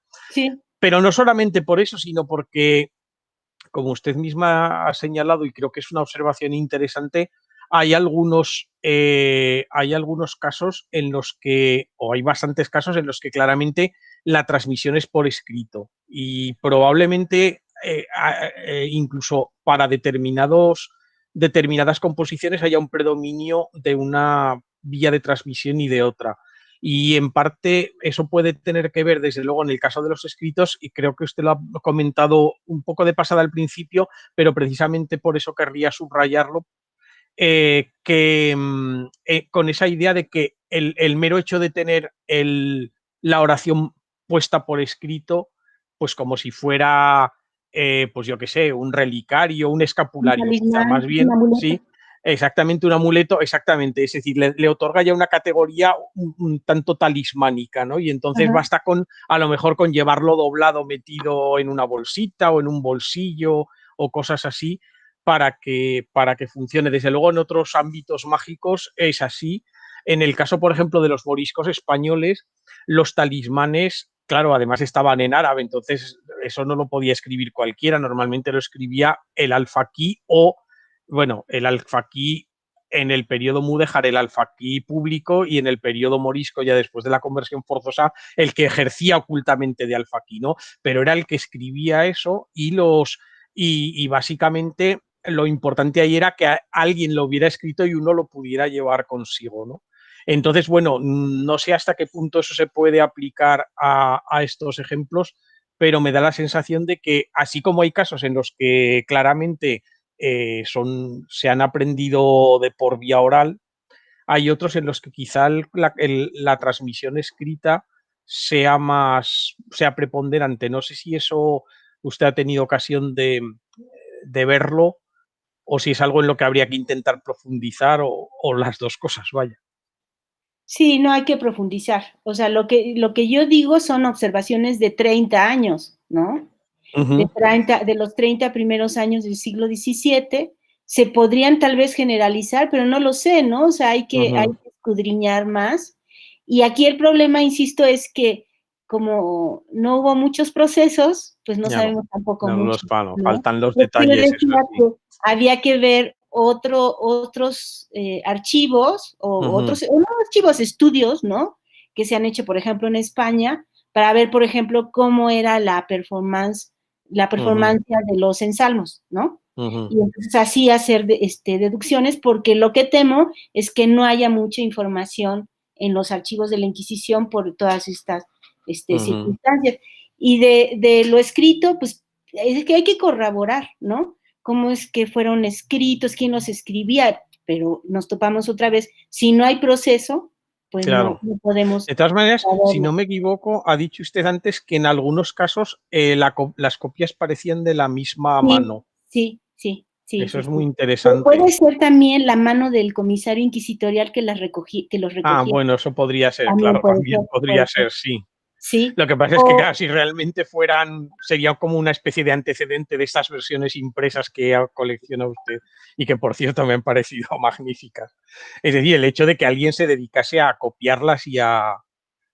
Pero puede suceder porque hay un caso en Cuenca en el siglo XVI de un chavito que se puso a pregonar la oración del Santo Sepulcro, se la vendía. Sí, y claro, además es tan atractivo este tipo de objetos mágicos, podríamos decirlo así. Claro, por supuesto, sí, así. Claro que, ¿por qué no? Había quien pudiera venderlos y alguien que pudiera escribir, ¿no?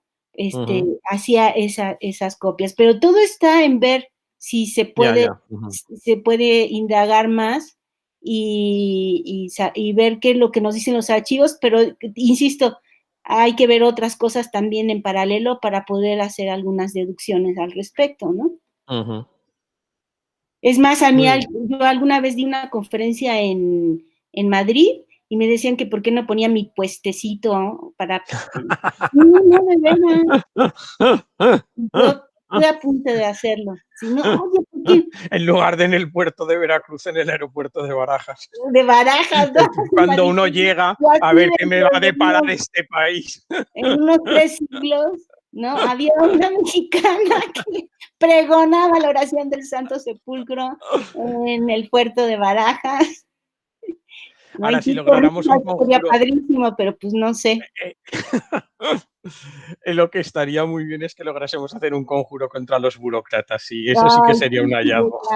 Yo ya estoy hasta la chancla, la verdad.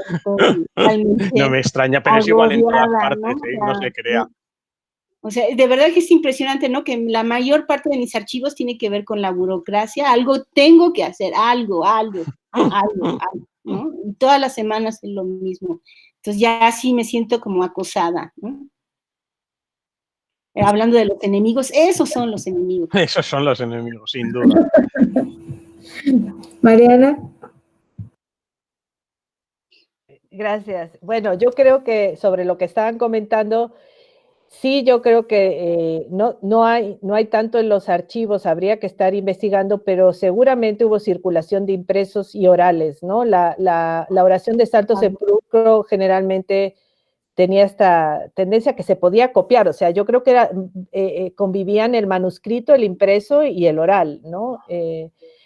Lo difícil, como dices, es que tú mismo en alguna vez has platicado, ¿no? Lo difícil es tener todas las pruebas, pero por ejemplo, sí hay impresas, oraciones del Santo Sepulcro impresas desde la colonia, ¿no? Y yo creo que ahí lo importantísimo es, bueno, estos textos justamente que son transmisiones mixtas, ¿no? O sea, no hay transmisiones puras y eso lo hace, claro, más difícil, pero interesante, ¿no? Entonces yo creo que una transmisión no excluye a la otra, que eso era lo inmensamente rico, ¿no? La gente era lo que llamaba Deyerbon, en algún momento eran bilingües, ¿no? Entre la oralidad y el manuscrito él se refería, pero también justamente con la imprenta, ¿no? Hay que acordarse que llegaban también estos impresos ahí, escondidos en ¿no? Y supongo que... Oye, pero yo no me he encontrado la oración del Santo Sepulcro impresa, en el siglo XVII no.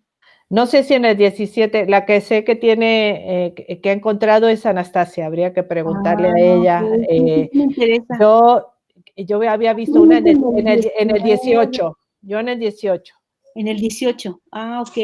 Pues pero mira, quien se ha especializado más en buscar los impresos, pues de religiosos es Anastasia en ese. No sé si Cecilia, tú te has encontrado algo, no sé. Yo más bien es lo que tú has visto, o sea, de oraciones más bien que se dicen en las audiencias, a veces hay papeles, ¿no? Que pasa lo mismo con los, a veces bailes o cosas, ¿no? Que entregan papeles, ¿no? Que se requisitan los papeles que tienen, y hay a veces en estas, también en las otras tradiciones, digamos, en las poesías que también capturaban por ser deshonestas o transgresoras, hay gente que copiaba impresos, ¿no? O sea, son cuadernitos, tenían la forma exactamente de un pliego de cordel. Ok. Pues mira, eso también está por... Creo, no, que va en abono de lo que estabas diciendo, ¿no? De seguir investigando. Es interesante, ¿no? O sea, no solamente oral y manuscrito, sino también impreso, ¿no? Y claro, ahora, pues serán sobre todo impresas, pero no quita que sean también orales. Y internet. Y ahora por internet, ¿no? Seguro. Claro, o sea, yo supongo que si tecleo por ahí oración del Santo Sepulcro va a salir. Seguro, sí. Segurísimo, sí. Muy bien. Todo el mundo dijo que sí, o sea, todo el mundo está de acuerdo. Ya del Santo Sepulcro ya los vi. Yo tenía una pregunta, Araceli. Muchas gracias. La verdad es que en efecto sí se disfruta muchísimo oírte hablar de conjuros y de oraciones y de salmos.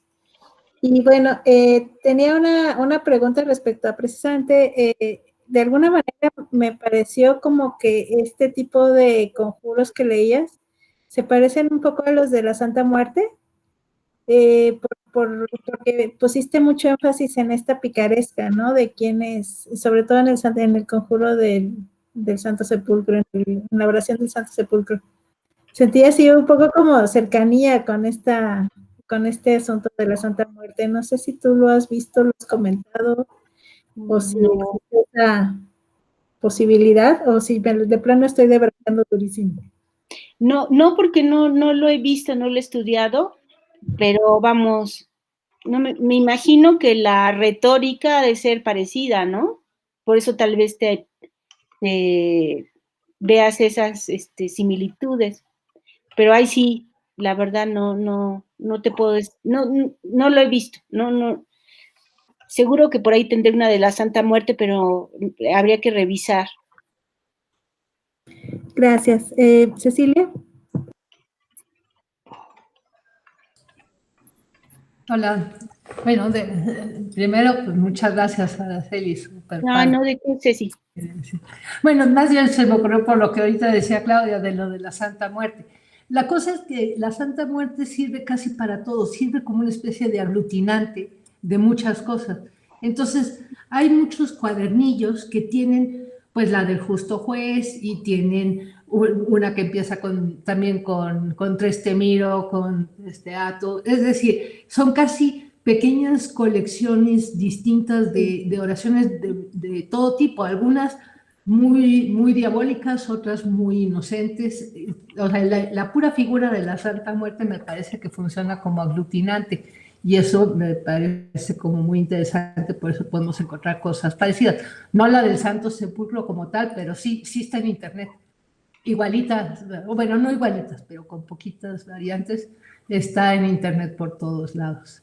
Wow. Bueno, yo estoy trabajando con oraciones recientes ahora, y estamos en una cosa en realidad casi una especie de juego multidisciplinario, porque mandamos todos los polvos a que les hicieran un análisis microscópico de barrido para ver qué son. Porque, digo, yo supongo que todos son iguales, pero no lo son. Lo que ahora estamos tratando de ver es si los que están destinados al amor tienen características igualitas y distintas a los que están destinados a la suerte y son distintos a los que están destinados a otras cosas. Yo creo que no va a ser así, pero desde luego divertido sí está porque los polvos son muy distintos de su contenido.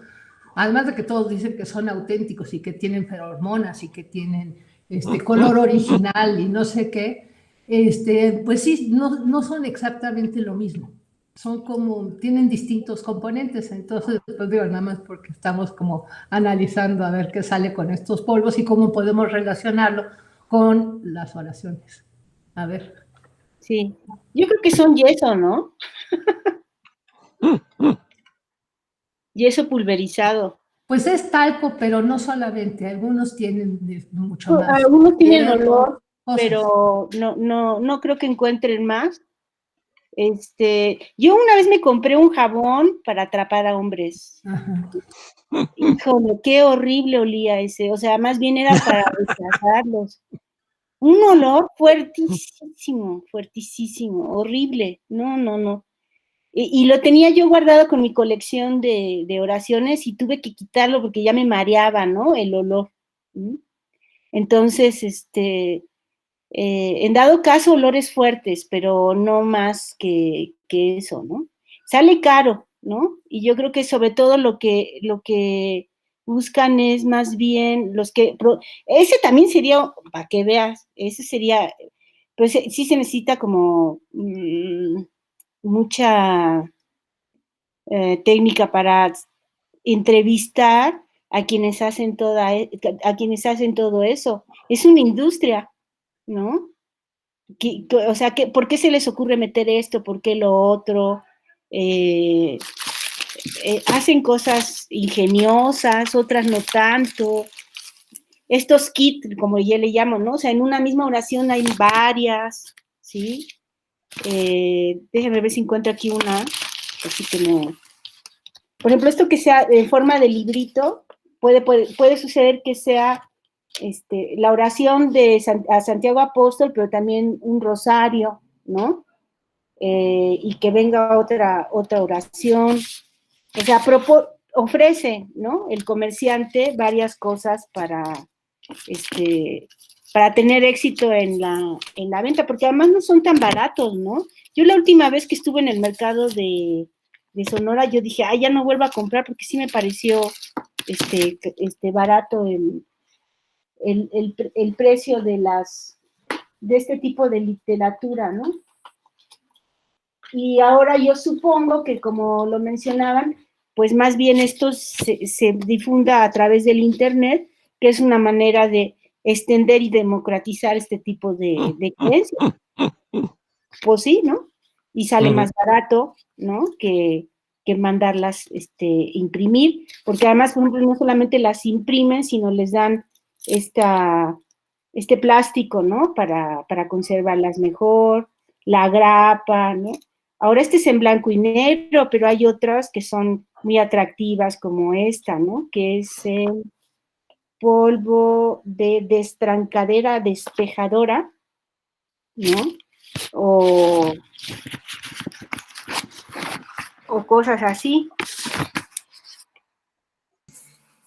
¿Ese de destrancadera para qué sirve? Para destrancar, quién sabe qué. A ver, déjame ver, ya no me acuerdo. Que eso está buenísimo porque es el cuadro de Munch, ¿no? El cuadro de Munch, ¿no? Es el grito que está puesto, ¿no? Hay otros que son exactamente el mismo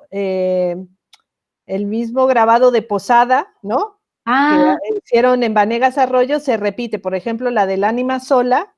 Ajá. Ahí está, que bueno, que también Posada lo tomó de otro, ¿no? Pero también es toda una tradición interesantísima esa. Sí. Pero está buenísimo. Esta además tiene no solamente la oración, sino así como un cuestionario, espacios para que tú pongas algo, ¿no? Tu nombre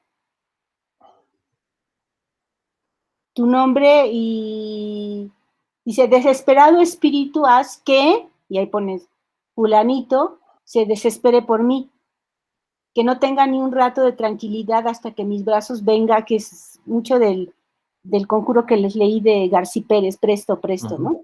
Que no tenga ni un rato de tranquilidad hasta que mis brazos venga, y otra vez una línea para que pongas el nombre, ¿no? Fulanito. desesperado y hambriento por mí. No lo dejes, ¿no? Y otro espacio, ni sentarse ni acostarse hasta que se levante y desesperado, fulanito, otro espacio, venga por mí, ¿no? Entonces tienes que completar, ¿no? Aquí para ser efectivo, o sea, diriges, ¿no? Y del polvo para destrancar, primero hay que frotárselo en el cuerpo, yo no haría eso, quién sabe qué sea.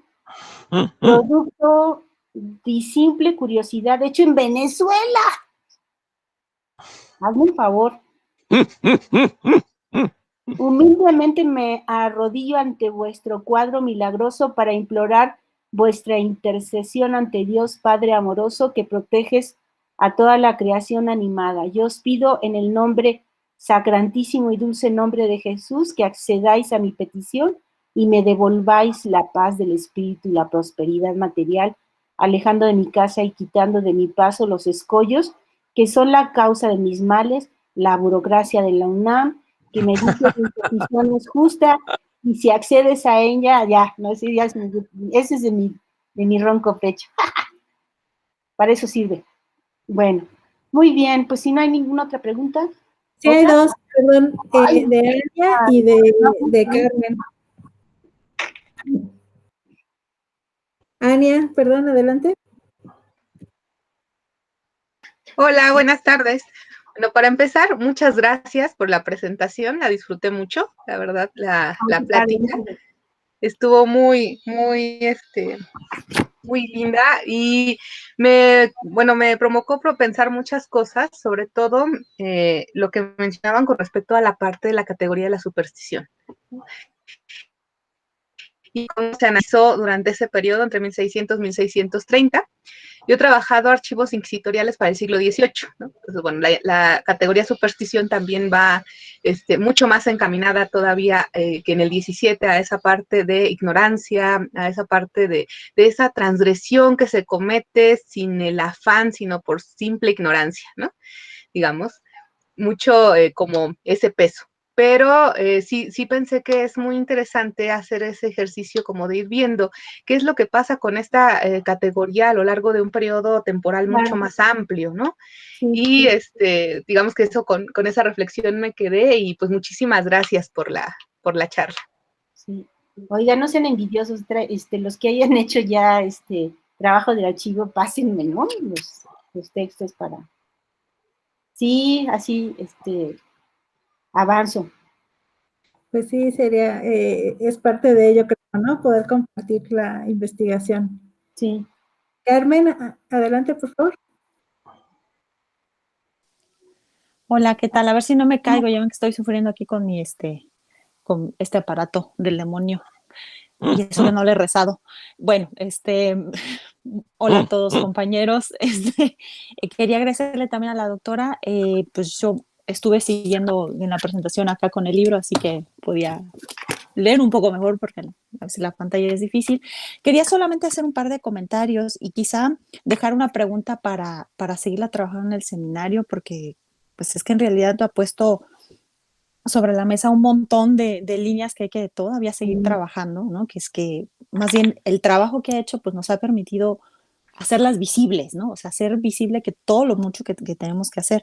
De las cosas que quería decir ahorita que estaba hablando esto de los polvos y del internet, hace algunos meses escribí y me aventé a hacer un trabajo precisamente sobre el conjuro con 2 te miro, a veces con 5 teatro, ¿no? Como comentaba hace ratito.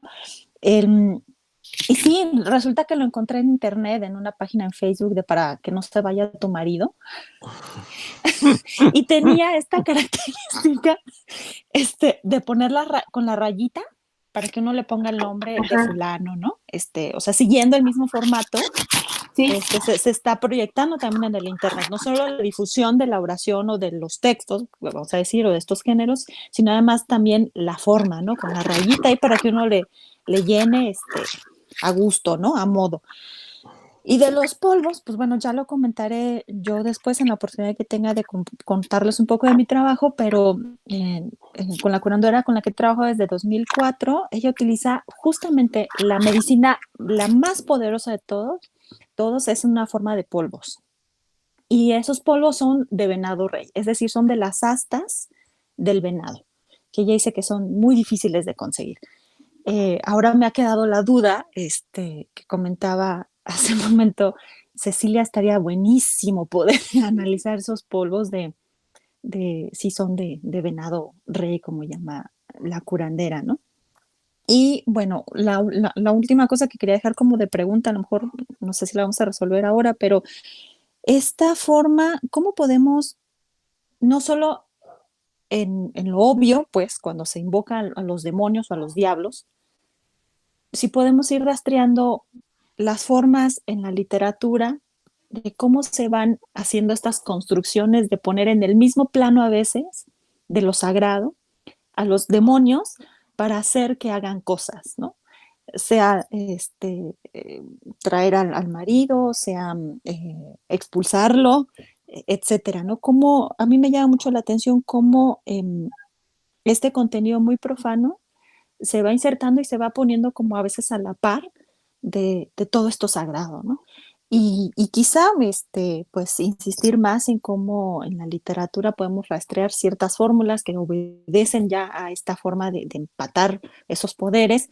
Y bueno, estará lo que siempre será muy complejo para el caso de los archivos, porque no hay tantos registros, pero a lo mejor en la parte contemporánea sí podemos ver cómo la ejecución, la enunciación, sí nos permiten reconocer un poco más este cambio de voz o las fórmulas que se utilizan y que empatan a veces estas cualidades muy profanas con aquello que no es más que de la orden de Dios y de todos sus santos, ¿no? Bueno, no sé si la vamos a resolver ahora, pero creo. pero como lo mencionó, eso señaló este punto, pues creo que ese es uno de los temas que también podría quedar ahí como pendiente, ¿no? Esta conjunción, ¿no? De que de alguna manera le da característica a esta literatura. Ok. Pues sí quedará, ¿no? Como también lo que hay que examinar. Bueno, muy bien. ¿Alguna Pues, otra pregunta? Otra pregunta. Hay muchos términos que habíamos dicho que íbamos a comentar y a discutir y a como dejar muy, muy serio por escrito. Por ejemplo, ahorita que decías esto, ¿no? De qué nombres se les dan, de palabras, de oraciones, de tipologías, ¿no? Que dan los inquisidores. A mí me gustó mucho. Y además yo creo que en efecto va cambiando con el tiempo, ¿no? A lo largo de los siglos. Entonces eso es como para darle un seguimiento y pues compartir, porque todos aquí han trabajado en Inquisición, y compartir incluso los diferentes aspectos que en cada proceso se encuentran, ¿no? Entonces de eso pues sería lindo que platicáramos en algún momento. Lo que pasa es que todas las conferencias han estado muy interesantes y al final pues más bien surgen preguntas. Pero sí tenemos que buscar una estrategia para lograr como bajar algunos conceptos, ¿no? No sé cómo le vamos a hacer, la verdad es que es cuestión de que nos pongamos de acuerdo. A lo mejor, pues sí, ya centrarnos en alguna lectura o algo así en el próximo. Y bueno, tengo una cosilla. En la próxima reunión la tenemos en teoría para el final de diciembre, pero es fin de año.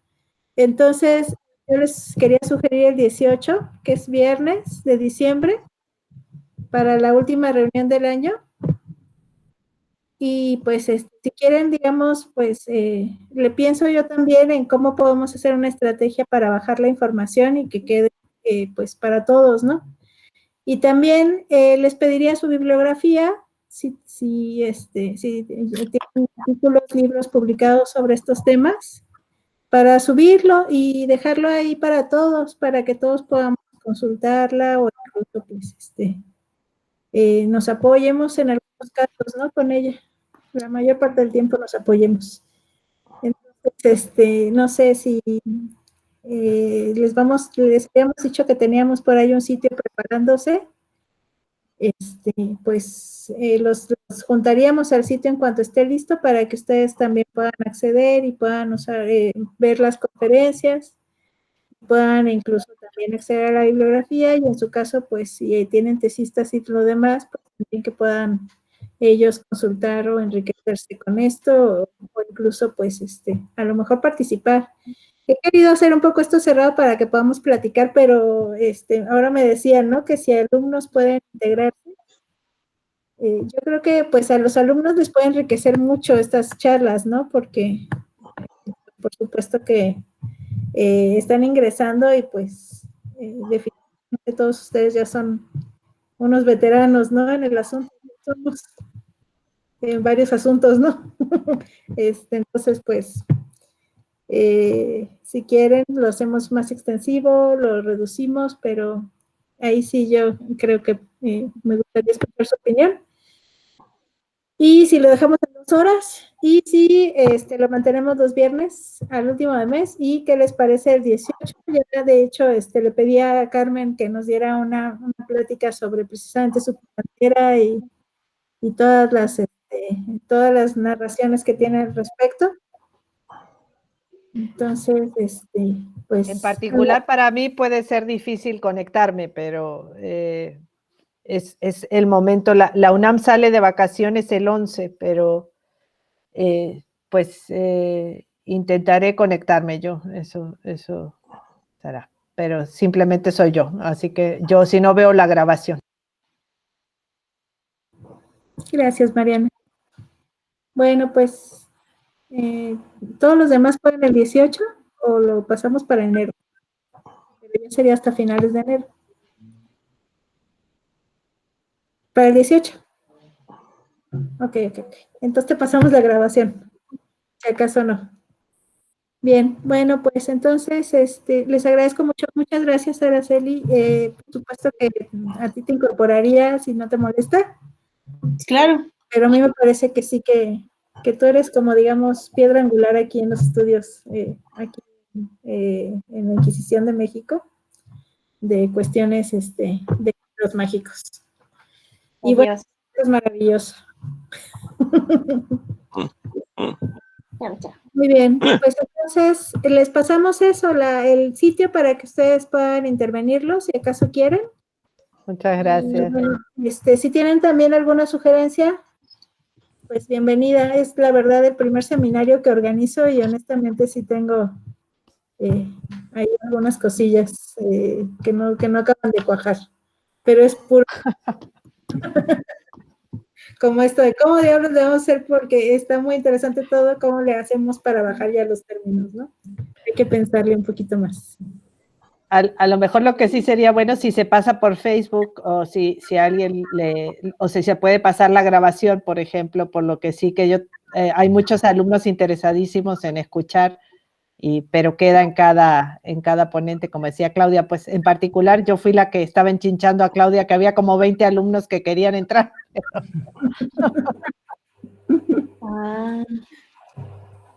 Es que sí, pues hay alumnos que pues, ya están también metidos, pero si queremos hacer discusión, pues sí tendríamos que pensarlo, ¿no? ¿Cómo lo queremos? O sea, porque me parece bien bonito que ellos participen. E incluso sus preguntas pueden ser bien interesantes, ¿no? Pero es el grupo mucho más grande y que se pierde el control, ¿no? Ahí está. Bueno, pues si quieres eso, trato de hacer una página de Facebook también. Sale. Bueno, pues muchísimas gracias a todos por acompañarnos. Gracias. Muchas gracias. Y muchas gracias. No, ¿de qué, Mariana? Mucho gusto en verte. Y muchas gracias, Claudia, por haber organizado este espacio. Qué padre. Muchas felicidades. Muchas gracias. Adiós. Luego, Gracias. Adiós. Muy bien.